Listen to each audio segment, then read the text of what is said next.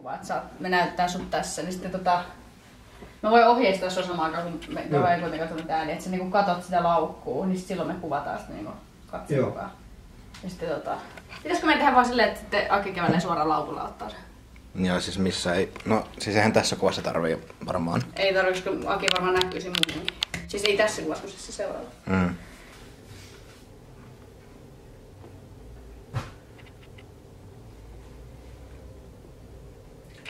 Niin jos tää leffa nyt voittaa jonkun palkinnon, niin mitä se sitten niin kuin jaetaan? Onks toi se Mä oon sun koira, eikö mikä se on? Et saa kuulosta laulu, koska se on aivan uusi.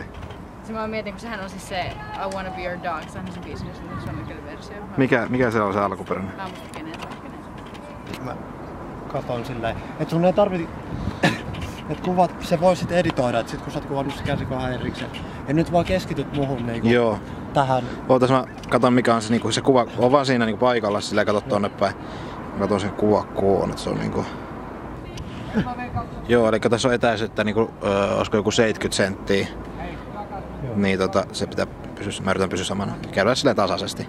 Joo, ja voi lähteä.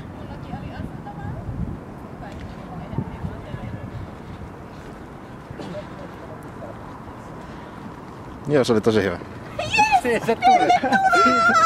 Ei hätää, ei meillä enää ole riitaa. High five! Nyt meillä on kaikki hyvä meininki. Teet sä make-offia? En. Älä vittu! Toi päätyy nyt YouTubeen. Yes.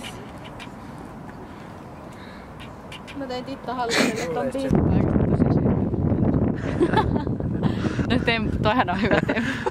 Joo, toi tulee siihen. Vähän lisää vielä hyppyjä, eikä nyt enää jaksa.